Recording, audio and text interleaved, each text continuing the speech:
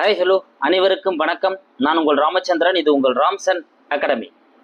நண்பர்களே, நம்ம பாருங்க, தமிழ் டெய்லி 10 கொஸ்டின் வந்து பார்த்துட்டு இருக்கோம். அதாவது ப்ரீவியஸ் இயர் கொஸ்டின்ஸ் தான் நம்ம வந்து பார்த்துட்டு இருக்கோங்க. ஓகேங்களா, ஆல்ரெடி ஒரு 7 கொஸ்டின்ஸ் நம்ம வந்து பார்த்தோம்.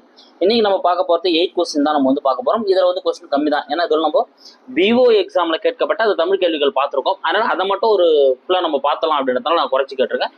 இது முடிஞ்சு உங்களுக்கு ஒரு ஃபுல் ரிவிஷன் கொடுத்ததுக்கப்புறம் நான் அதுக்கப்புறம் வந்து பார்த்தா டிஎன்பிசி போன்ற ஏரியாக்களில் கேட்ட கொஸ்டின்ஸை நம்ம ஒரு ரவுண்ட் பார்த்தோம் அப்படின்னா உங்களுக்கு பயனுள்ளதாக வந்து இருக்கும்.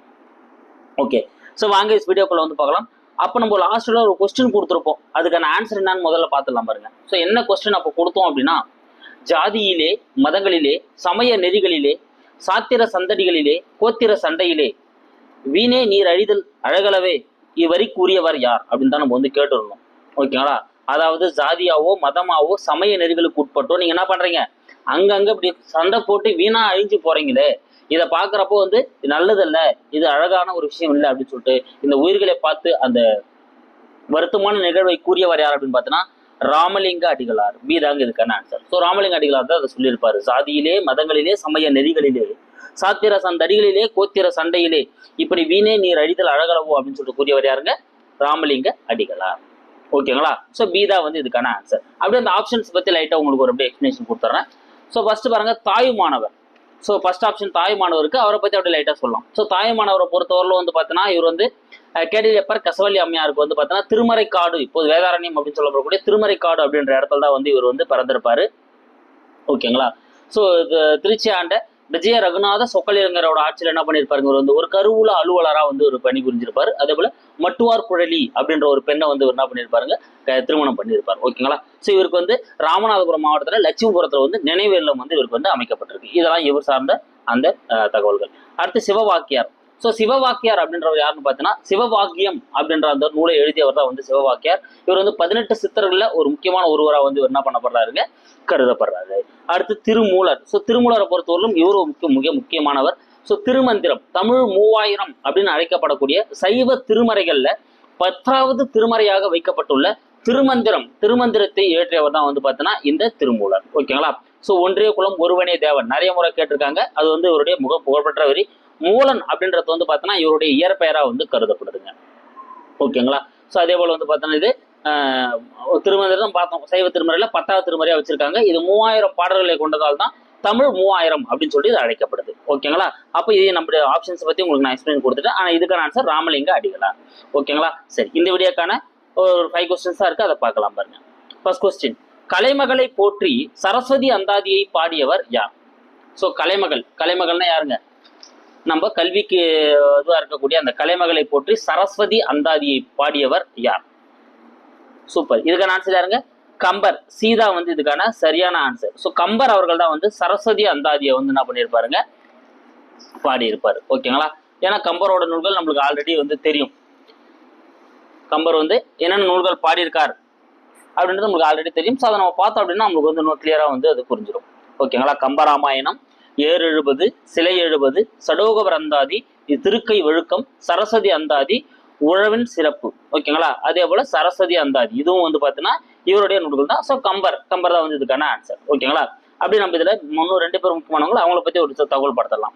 ஸோ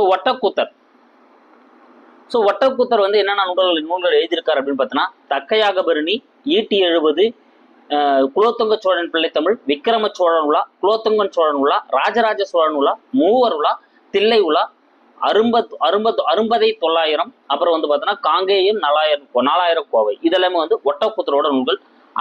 ஔவையாரை பொறுத்தவரை நம்மளுக்கு வந்து பார்த்தீங்கன்னா ஆத்திச்சூடி, நல்வழி, கொன்றைவேந்தன், நாணக்குரல், விநாயகர் அகவல், 4 கோடி பாடல்கள் இதெல்லாமே ஔவையாருடையது. ஓகேங்களா, ஆனா இதுக்கான ஆன்சர் கம்பர். அடுத்து 2வது கேள்வி பார்க்கலாம் பாருங்க. 3 கருத்துக்களை 3 மருந்து பொருட்களை போல் உணர்த்தும் 17 கீழ்கணக்கு நூல் எது? ஸோ 17 கீழ்கணக்கு நூல் வந்து கண்டிப்பா ஒரு கொஸ்டின் இதில் வந்து கேட்டுட்டே இருக்காங்க பிஓ பொறுத்தவரையிலும். அப்போ 3 கருத்துக்களை 3 மருந்து பொருட்களை கொண்டு, ஸோ நீங்க ஈஸியா கண்டுபிடிச்சிருவீங்க. 3 மருந்து பொருட்கள் அப்படின்னாலே வந்து பார்த்தீங்கன்னா எது? சூப்பர், எதை சொல்லுதுங்க, திரிகட்டுகம் தான் வந்து இதுக்கான சரியான ஆன்சர். ஏதான் வந்து இதுக்கான ஆன்சர். ஸோ திரிகட்டுகம் தான் வந்து 3 அந்த கருத்துக்களை சொல்லக்கூடிய ஒரு நூலா இருக்குங்க. ஓகேங்களா, அதாவது சுக்கு மிளகு திப்பிலி அப்படின்ற அந்த மூன்று மருந்து பொருட்கள் மூலமா 3 கருத்துக்களை சொல்லக்கூடியதா வந்து இது நல்லாதனார், திருத்தி என்னும் ஊரை சேர்ந்த நல்லாதனார் தான் வந்து இதை வந்து ஏற்றிருப்பாரு. ஓகேங்களா. ஸோ திரிகடுகம் அப்படின்ற வேர்டு வந்து திவாகர நிகண்டல் தான் வந்து முதல்ல வந்து காணப்படக்கூடியதா வந்து இருக்கும். ஓகேங்களா. அப்ப இதை பத்தி தகவல் நீங்க தெரிஞ்சுக்கோங்க. அப்ப திரிகடகம் தான் இதுக்கான ஆன்சர். அடுத்து வந்து பாருங்க ஏலாதி. அப்படி ஆப்ஷன்ஸ் உங்களுக்கு எக்ஸ்பிளைன் கொடுத்துறேன். ஏலாதியை பொறுத்தவரையிலும் கனி மேதாவியர் தான் வந்து ஏலாதியை வந்து ஏற்றிருப்பாரு. இது வந்து பார்த்தோன்னா லவங்கம், சிறுநாவற்பு, பெருநாவற்பு, சுக்கு, மிளகு, திப்பலி அப்படின்ற ஒரு 6 அறக்கருத்துக்களை, அதாவது 4 அடிகள்ல 6 அறக்கருத்துக்களை சொல்லக்கூடிய ஒரு நூலா தான் வந்து ஏலாதி வந்து இருக்கும். இது வந்து பார்த்தோன்னா இந்த சமண சமயத்துக்கு உள்ளக்கூடிய கொல்லாமையை வந்து சொல்லக்கூடிய நூல் எதிரான இந்த ஏலாதி தான். ஓகேங்களா. இது வந்து தமிழுக்கு அருமருந்து. ஏலாதி வந்து தமிழுக்கு அருமருந்து ஞாபகம் வச்சுக்கோங்க. அடுத்து நம்ம பார்க்க போறது சிறுபஞ்ச மூலம். ஸோ சிறுபஞ்ச மூலம் அப்படின்றத வந்து பார்த்தீங்கன்னா காரியாசான் அப்படின்றவர் தான் வந்து இதை வந்து ஏற்றிருப்பாரு. மதுரை மாக்காயனோரோட மாணவர் தான் வந்து பார்த்தீங்கன்னா இந்த காரியாசான். ஸோ இவர் கனிமேதாவியாரும் இவரும் வந்து பார்த்தீங்கன்னா சமகாலத்தவர்களாக வந்து இருப்பாங்க. இதில் மொத்தம் 97 பாடல்கள் வந்து காணப்படுது. இதில் வந்து பார்த்தீங்கன்னா சிறு பஞ்ச மூலம், பஞ்சம்னா 5. ஓகேங்களா. ஒரு 5 வேர்களை பற்றி அதில் சொல்லக்கூடியதாக வந்திருக்கு. அதாவது கண்டங்கத்திரி, சிறுவழுதுனை, சிறுமல்லி, பெருமல்லி, நெருஞ்சி அப்படின்னு சொல்லிட்டோம்னா 5 விதமான வேர்கள் வந்து இதில் சொல்லப்படாத தான் இருக்கு. ஓகேங்களா. அப்போ சிறுபஞ்ச மூலம் அப்படின்றத இதுதான். அடுத்து நாலடியார். 18 கீழ்கணக்கு நூல்களில் முதல்ல வைத்து பாடப்படக்கூடிய நூல் எதுன்னு பார்த்தீங்கன்னா நாலடியார் தான்.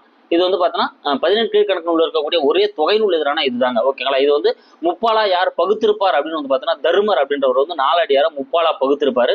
ஆங்கிலத்தில் ஜி போப் வந்து மொழிபெயர்த்திருப்பாரு.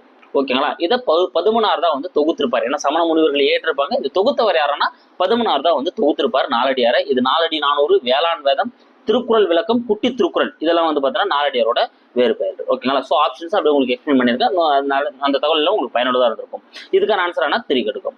அடுத்து 3rd கொஸ்டின் பார்க்கலாம். சுரிதகம் எந்த பாவகையின் உறுப்பாகும்? ஸோ சுரிதகம் அப்படின்றது எந்த பாவகையோட உறுப்பு அப்படின்றத வந்து நம்ம கேட்டிருக்கோம். இதுக்கான ஆன்சர் என்ன? கலிப்பா. பி தாங்க இதுக்கான ஆன்சர். ஸோ கலிப்பாவோட ஒரு வகை தான் வந்து பார்த்தீங்கன்னா இந்த சுரிதகம்.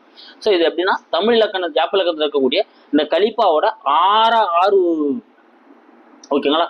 கலிப்பாவோட 6 உறுப்புகள் இருக்கும். அதுல இறுதியான உறுப்பு தான் வந்து பார்த்தீங்கன்னா இந்த சுரிதகம். அது என்னென்னப்பா 6 உறுப்புகள் அப்படின்னு வந்து பார்த்தீங்கன்னா தரவு, தாழிசை, தரவு, தாழிசை, அராகம், அம்போதரங்கம், அடுத்த தனிச்சொல், அப்புறம் வந்து பார்த்தீங்கன்னா எதுங்க சுரிதகம். இந்த மாதிரி 6 விதமான ஒரு உறுப்புகளை கொண்டதுதான் வந்து கலிப்பா. அதுல 6வதா இறுதியாக இருக்கக்கூடியதான் வந்து இந்த சுரிதகம் அப்படின்னு சொல்லக்கூடியது. இது வந்து பார்த்தீங்கன்னா பாடலோட கருத்தை லாஸ்டா ஒரு முடிவுரை போல வந்து சுருக்கி சொல்லக்கூடிய ஒரு இதுவாக தான் வந்து காணப்படுது. இது வந்து பார்த்தீங்கன்னா வெண்பாவில் வந்து ஒரு 8 அடிகளை கொண்டு முடியக்கூடியதா வந்து இது காணப்படும். ஓகேங்களா. அப்ப பீதா வந்து இதுக்கான ஆன்சர். சுரிதகம் அப்படின்றது கலிப்பா வகையை சேர்ந்தது. அடுத்து 4th கொஸ்டின் பார்க்கலாம் பாருங்க. தொல்காப்பிய சிறப்பாயிரம் யாரால் பாடப்பட்டது? ஸோ தொல்காப்பிய சிறப்பாயிரம், தொல்காப்பியம் அப்படின்னா தொல்காப்பியர் தான் வந்து பாடியிருப்பாரு. ஓகேங்களா. தொல்காப்பியர் அது நம்ம வச்சுக்கலாம். ஆனா இங்க கேட்கப்பட்டிருக்கு தொல்காப்பிய சிறப்பாயிரம் அப்படின்றது பனம்பாரனார் பாடப்பட்டிருக்கும். அப்ப சீதா வந்து இதுக்கான ஆன்சர். ஸோ இவர் வந்து பார்த்தீங்கன்னா தொல்காப்பியரும் இவரும் ஒரு சமகால மாணவர்கள், ஒன்னா வந்து படிச்சவங்களா தான் வந்து இருப்பாங்க. இந்த நூல்ல இவர் என்ன பண்றாரு? தொல்காப்பியரோட அந்த சிறப்புகளையும் தொல்காப்பியரோட அந்த பெருமைகளையும் அவரோட அந்த கவிதை தன்மையும் அவரோட அந்த இலக்கண தன்மையும் எல்லாம் என்ன பண்ணிருப்பார் வந்து ஒரு 12 வரிகளோட நூலா வந்து என்ன பண்ணிருப்பாரு இவர் வந்து படிச்சிருப்பாரு. ஸோ பனம்பாரனார் தான் வந்து பார்த்தீங்கன்னா தொல்காப்பிய சிறப்பாயிரத்தோட ஆசிரியர். இதுல ரொம்ப முக்கியமானது வந்து பார்த்தீங்கன்னா வடவேங்கடம், தென்குமரி, ஆயிடை தமிழ் நல்லுலகம். ஸோ ஆயிடை தமிழ் கூறும் நல்லுலகம் அப்படின்னு சொல்லிட்டு அந்த எல்லைகளை, தமிழ்நாட்டுக்குரிய எல்லைகளை வகுத்த ஒரு வரி எந்த ஒரு இதில் காணப்படுது அப்படின்னா இந்த தொல்காப்பிய சிறப்பாயிரத்தில் தான் வந்து காணப்படக்கூடியதாக இருக்கும். அது நீங்க நல்லா ஞாபகம் வச்சுக்கோங்க. அடுத்து அகத்தியர். ஆப்ஷனை பற்றி ஒரு ரிவீல் பண்ணிடுறேன். ஸோ அகத்தியர் அப்படின்றவரை பொறுத்தவரையிலும் வந்து பார்த்தீங்கன்னா உங்களுக்கு தெரியும், இது வந்து பார்த்தீங்கன்னா தமிழ் சித்தர்களில் ஒரு முதன்மையானவராக கருதப்படவர் தான் அகத்தியர். முத்தமிழுக்கு வந்து அகத்தியம் அப்படின்ற ஒரு இலக்கண நூலை வந்து கொடுத்தவர் தான் அகத்தியர். அதே போல இவர் வந்து பார்த்தீங்கன்னா புதிய மலை பகுதிகளில் வந்து வாழ்ந்தவராக கருதப்படுறாரு. அடுத்து வந்து பார்த்தீங்கன்னா பவனந்தியார். ஸோ பவனந்தியாரை பொறுத்தவரையிலும் நன்னூல், ஸோ நன்னூலை இயற்றியவர் தான் வந்து பார்த்தீங்கன்னா இவர் வந்து பவனந்தியார். இவர் என்ன பண்ணியிருப்பாருங்க? ஸோ இவர் வந்து நிறைய அந்த இலக்கண இவர் வந்து ஏற்படுத்தி கொடுத்திருப்பாரு. ஓகேங்களா. சரி, அப்போ இதுக்கான ஆன்சர் பனம்பாரனார். அடுத்த 5வது கேள்வி. திரைப்படமாக வந்து குடியரசுத் தலைவரின் பரிசு பெற்ற மலைக்கல்லன் நாவலை எழுதியவர் யார்? ஸோ மலைக்கல்லன் அப்படின்ற நாவல் வந்து யாருடையது அப்படின்றத வந்து உங்களுக்கான கேள்வி.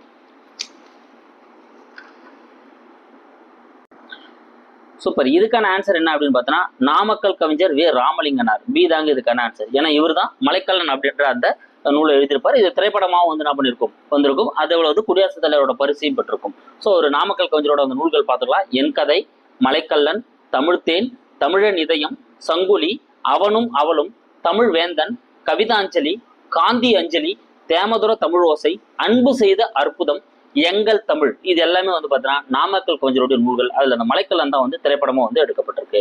ஓகேங்களா? ஸோ அப்படி நான் உங்களுக்கு ஆப்ஷன் சொல்லிடுறேன் பாருங்க. சுஜாதா. ஸோ சுஜாதாவை பொறுத்தவரையில் வந்து பார்த்தீங்கன்னா இவர் வந்து ஒரு இந்த அறிவியல் சார்ந்த ஒரு இதுகளை எழுதுறது வந்து ரொம்ப சிறப்பு வாய்ந்தவருங்க. இவர் பாரத் நிறுவனத்தில் வேலை செய்யறப்ப தான் வந்து என்ன பண்ணியிருந்தாருன்னா இந்த மின்னணு வாக்குப்பதிவு இயந்திரத்தை தயாரிக்கிறதுல வந்து மிக ஓட்டுப்பதிவு இயந்திரம் இருக்குல்ல, அதை தயாரித்துல முக்கிய பங்கு வகிச்சாரு. இவருடைய நூல்கள் வந்து பார்த்தீங்கன்னா என் இனிய இயந்திரா, இது அடுத்து வந்து பார்த்தீங்கன்னா ஜீனோ. ஓகேங்களா? மீண்டும் ஜீனோ அப்படின்றது முக்கியமான நூலுங்க. அதே போல இவரது வந்து பார்த்தீங்கன்னா இந்த தலைமைச் செயலகம் அப்படின்றது ரொம்ப ஃபேமஸான ஒரு நூல். நைலான் கயிறு அப்படின்னு அவர் வந்து எழுதியிருப்பாரு. அடுத்து ஸ்ரீரங்கத்து தேவதைகள், இதுவும் இவருடைய ஃபேமஸான நூல்கள் தான். இதெல்லாம் வந்து சுஜாதாவோட நூல்கள்.